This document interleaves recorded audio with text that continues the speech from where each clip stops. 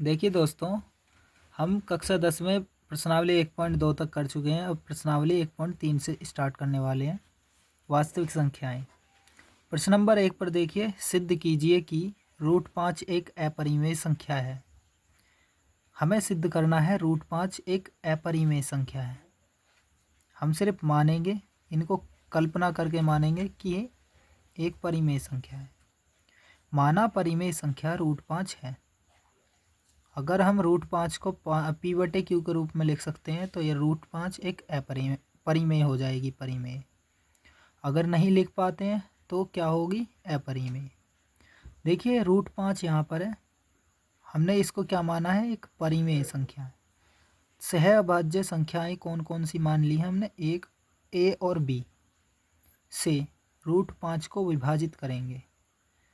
√5 बराबर A और B, ये दोनों हैं। √5 के बराबर A और B हमने मान लिया। √5 बराबर A/B।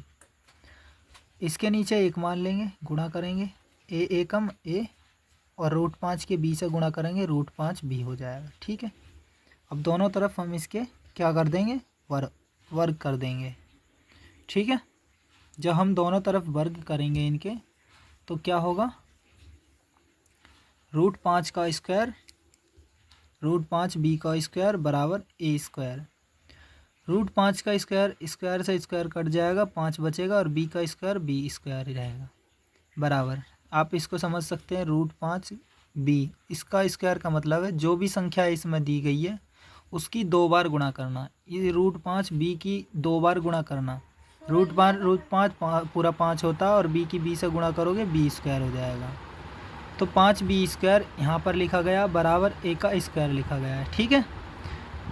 B² यहीं पर ही रहेगा बराबर A² यहीं पर है। ये 5 इसके गुणा में है, गुणा से डिवाइड में जाएगा, A²/5 हो जाएगा। ठीक है। आप समझ गए होंगे कि अब यहाँ क्या कह सकता हूँ? यहाँ 5 जो है ये 5 A² को विभाजित करता है, अतः 5 से A भी, जब A² इससे डिवाइड हो जाएगा तो A भी डिवाइड होगा, यानी A को भी विभाजित करेगा। ये समीकरण 1 मान लीजिए। अब देखो, माना A बराबर 5C। यहाँ देखिए पहले, यहाँ पर 5B² बराबर A² है ना, इस A कर और यहाँ 5 पर, तो यहाँ पर A कमज़ोर पड़ा है, तो नहीं, यानी समझिए इस बात को कैसे, थोड़ा सा कमज़ोर है। A की जगह पर हम क्या मानेंगे? 5C। यहाँ पर 5 आ जाएगा तो 5 से 5 कट जाएगा, लेकिन स्क्वायर बन के क्या बनेगा? देखिए आप समझिए, A² बराबर 5C मान लेंगे यहाँ। अब इसी के स्थान पर रखेंगे ये जो समीकरण थी, यानी यहाँ पर ही ये मान लिया गया था, परंतु हमने यहाँ समीकरण 1 बनाई थी। तो यहाँ पर देखिए 5B² यहीं पर रहेगा बराबर A की जगह पर क्या आएगा? 5C। तो 5C का होल स्क्वायर, A का स्क्वायर है तो 5C का होल स्क्वायर बराबर 5² तो यहीं रहेगा 5B² और बराबर 5 का स्क्वायर होता है 25 और C का स्क्वायर 25C² हो जाएगा। 5 से 5 एकम 5, 5 से 5 पंजे 25, तो 1 की B² में गुणा होगी, B² एकम B² बराबर, देखिए बराबर 5C², तो 5C² हो जाएगा। B² एकम B² बराबर 5C²।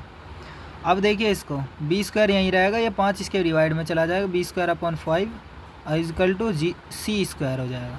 अब यहाँ भी कह सकता हूँ 5 B² को भी विभाजित करता है और 5 B को भी विभाजित करेगा।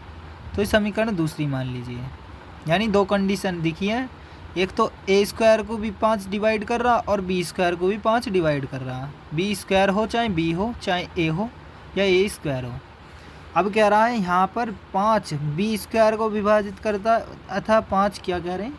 समीकरण 1 व 2 में 5 A और B को विभाजित करता है। तो 5 दोनों में जब कॉमन है, तो इसका एक भी गुणनखंड होगा, यानी 1 से भी तो कट जाएंगे ये संख्याएं। परंतु यह सर्व क्या है? कल्पना। आप सिर्फ कल्पना करके यानी मान रहे थे कि ऐसे हो सकता है, ऐसे हो सकता है। वास्तविकता में हम जानते हैं कि √5 क्या है? एक अपरिमेय संख्या, क्योंकि √5 को हम P/Q के रूप में नहीं लिख सकते हैं। ठीक है। आप समझ गए होंगे कि हम √5 को परिमेय संख्या यानी P/Q के रूप में नहीं लिख सकते हैं। ठीक है, नहीं लिख सकते। अब इसी प्रकार से आपको दूसरा करना है। प्रश्न नंबर 2 पर देखिए, सिद्ध कीजिए कि 3 + 2√5 एक अपरिमेय संख्या है। माना 3 + 2√5 एक परिमेय संख्या है। हर एक में तुम्हें परिमेय संख्या मानना। इसको p/q के रूप में लिख सकते हो, बराबर 3 + 2√5। इसके स्थान पर a/b मान लोगे। अब तुम जैसे 3 + 2√5 है, ये सहभाज्य संख्याएं a और b, सभी में ऐसे ही करना है। 3 + 2√5 और बराबर a/b। तो देखिए 2√5 यहीं पर ही रहेगा, a/b यहीं रहेगा। ये 3 जो प्लस का है, इसे इधर लाने पर माइनस का 3 हो जाएगा। समझेंगे थोड़ा सा, ये प्लस का 3 इधर आ, इस तरफ आने पर माइनस का 3 हो जाएगा और 2√5 यहीं पर रहेगा। अब √5 को तो हमें इधर ही रखना है, तो हम क्या करेंगे, पहले तो इसके नीचे एक ही नीचे इसका एक हर मान के इसका ऐसे करते हैं गुणा, b एकम b, a की एक में गुणा होएगी a एकम a, और माइनस 3 की b से गुणा होएगी 3b हो जाएगा। एलसीएम करके आप कर सकते हो इसके सोल्व। तो a - 3b/b। अब देखिए √5 यहीं रहेगा, बराबर ये सारी संख्याएं सेम रहेंगी, बस 2 जो है इसके गुणा में आ जाएगा। देखिए b के साथ गुणा में 2, क्योंकि 2 को भी हम शिफ्ट कर रहे हैं इस तरफ बराबर में, और जब गुणा वाला जाता है तो वो डिवाइड में जाता है, तो 2b हो जाएगा। b के स्थान पर 2 गुणा b हो जाएगा, और 2 की b से गुणा होएगी तो 2b हो जाएगा। ठीक है, समझेंगे, ये 2 इधर आ जाएगा। ठीक, तो a - 3b/b, ये समझ गए होंगे। 2b √5 बराबर a - 3b/2b। अब इसके स्थान पर देखेंगे आगे क्या होगा। देखिए चूँकि हम जानते हैं a और b दोनों क्या हैं, पूर्णांक, और 2 और 3 भी क्या हैं, पूर्णांक। इसमें 2 और 3 भी दिखाई दिए थे आपको, और a और b भी दिखाई दिए, इसलिए a - 3b/2 जो ही था 2b, a - 3b/2b, sorry 2b एक परिमेय संख्या है, जबकि बाईं तरफ LHS √5 एक अपरिमेय संख्या है। अभी आपको पीछे हमने एक सॉल्व किया था कि √5 एक अपरिमेय संख्या है, सबसे पहला क्वेश्चन सॉल्व किया था, क्योंकि हम इसको p/q के रूप में नहीं लिख सकते हैं। ठीक है, नहीं लिख सकते। तो इसमें एक तरफ यानी LHS लेफ्ट हैंड साइड में तो √5 है, और बाकी जो राइट हैंड साइड में ये है a - 3b/2b, ये है एक परिमेय संख्या। इसको तो कह सकते हैं p/q के रूप में लिखी हुई है, लेकिन उसको नहीं कह सकते √5 को। तो हम कह सकते हैं कि √5 एक अपरिमेय संख्या, इसलिए हम कह सकते हैं कि 3 + 2√5 जो पहली प्रश्न नंबर 2 में जो दी गई है वह एक अपरिमेय संख्या है। यह इसका आंसर हो चुका है। प्रश्न नंबर 3 में देखिए, सिद्ध कीजिए कि निम्नलिखित संख्याएं अपरिमेय हैं। तो आप इसको समझेंगे कैसे होगा। देखिए माना सबसे पहले तीसरे का पहला है 1/√2, तो इसको मानेंगे हम 1/√2 को माना 1/√2 एक अपरिमेय संख्या, सभी को परिमेय संख्या के रूप में मानकर और सिद्ध करना है, जिसे हम p/q के रूप में व्यक्त कर सकते हैं। किस प्रकार कर सकते हैं 1/√2, इसमें भी सहअभाज्य संख्या आप मान सकते हो, प्राइम नंबर दो को प्राइम, तो a और b सहअभाज्य संख्या मान लेंगे। और जैसे हमने इसको लिखा था ना 1/√2 बराबर p/q के रूप में लिख सकते हैं, तो p के स्थान पर a आ जाएगा और b के q के स्थान पर b, तो इसके स्थान पर 1/√2 बराबर a/b। अब यहाँ b एकम b तो हो जाएगा, और a की √2 से गुणा करोगे a√2 हो जाएगा। दोनों तरफ स्क्वायर करने पर तुम्हारा प्राप्त होगा, b का स्क्वायर करेंगे तो b² हो जाएगा, और a√2 का स्क्वायर करेंगे तो a का तो स्क्वायर और √2 का पूरा 2 हो जाएगा, तो 2a² हो जाएगा। तो b² तो यहीं पर है, ये 2 जो है, देखिए समझिए, यहाँ मैं इसे सही से सरल करता हूँ, आपको समझाएगा।